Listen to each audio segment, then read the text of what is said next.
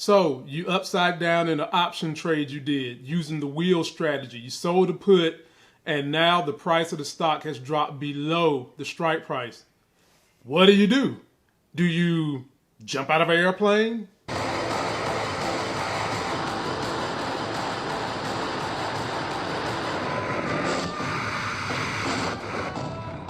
Do you fight your best friend? Right now. No, you sound obnoxious all the time. Are you kidding me? I saw the text message. How was I supposed to know that you liked him? Ow! Kirsten! Now he won't say. In this video, I'm going to tell you what to do. Remain solid, don't panic, and let's fulfill this trade and keep you on your goals. We'll break it down and take a look at me being upside down in a trade right now as we speak. That's more than $100,000. If you're finding me for the first time, please subscribe to the channel. Be sure to turn on notifications so when I drop videos, you get them. Also, follow me on IG, man. If you guys want to know a little bit more about my personal life, my fitness walk, and some other videos I'm doing, go follow me on IG. Got questions, comments, shoot me a DM. And if you ever want to get a one-on-one session with me, the link is in video description to help you guys make that plan for your finances. Some of you guys have been listening to me for a while, and you know my philosophy of making money in the stock market. I use leaps, which is just long-term stocks that I buy and hold them for more than 12 months. And I use the wheel strategy, and I always start with selling a put well below the stock price at a low strike, somewhere around the range of about 75% or better, and I send it out for a month or more. Well, what happens when the market, you've done all that, and the market still drops below the strike price? Let's jump on my Robinhood account, and I'll show you guys what I'm talking about. So we're in my Robinhood account, and I'm in a stock called Milicarde Libre. And let me take you guys to it. This is kind of like the South American version of Amazon. And this was a strike price I bought it from, $13.80. And look at where the stock is at now, $12.37, my people. Yikes. And if you scroll down to my position, let me just show you guys what they paid me. So they paid me $4,160. So you can see my history right here. That's what they paid me, $4,160. But I'm upside down in this thing, a grand total of $16,110, and that's my total return when you subtract what they paid me. So what do, people? When this happens, what do? Well, number one, I didn't listen to, well, okay, I'm not going to say I didn't listen to. Number one, you plan properly.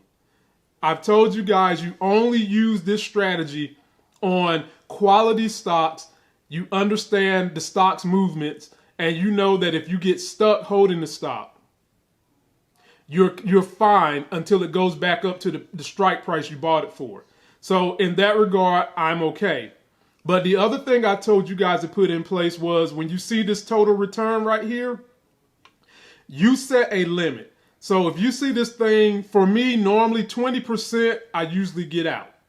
But because I know the nature of this stock, I didn't. And I'm not too terribly worried because this stock goes up and down fast. So this week, this stock is sitting here. By next week, it's probably going to be right back up to the strike price and then more. And if you take a look at my expiration date, I've got it to right before Christmas. So another reason why you set these expiration dates 30 days or more out is because you give the stock time to recover if it takes a hit. And it also increases the amount of premium you make by lowering how far down the list you can go on your strike price. All those things are good. Normally, when you see this total return hit 20% or whatever parameter you set, I say if you a newbie in this thing, a parameter of 10%, all you do is buy and close the account, because you will still have a little bit of money left because the money that they paid you up front, that's all you're going to use to close the account. So if I would have decided to close this trade when it was down 10%, it would have cost me maybe $50 to get out of it. Instead, now I'm down 11,000. You could have just simply clicked in here to where it says buy to close, click review, and boom, you're out of it. But because I do know this stock well, and I know it fluctuates like this, especially around Christmas, I'm not worried. And as long as this thing before the expiration of December 23rd gets close to this strike price, all I then do, my people, is turn around and sell calls on it.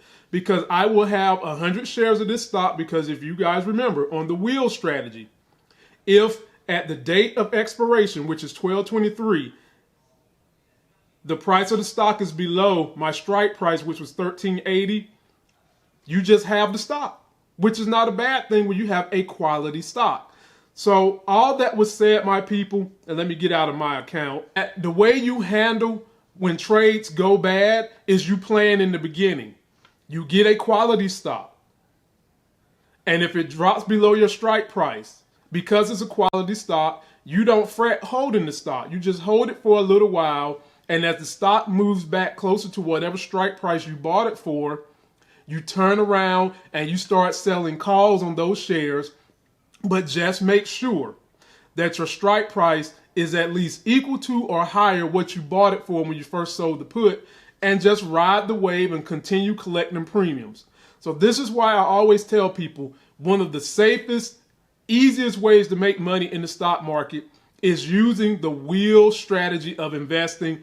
And you guys just seen that even us advanced investors such as myself, we get caught with some of these things. But because I planned, I know the stock, and I've got a long time before expiration, I'm going to come back and do another video on this next week. I'm actually going to start a full option trading series using the different stocks I use every week to show you guys that as long as you pick quality stocks, you don't have much to worry about. That's going to do it for this video. Don't forget to like the video. Please comment, subscribe, get yourself a life game. Leave me comments if you've done this wheel strategy, how much money you've made, and what other stocks are you using to do the wheel besides the one that I'm using. And until that next Sexy as Hell video, I'll see you.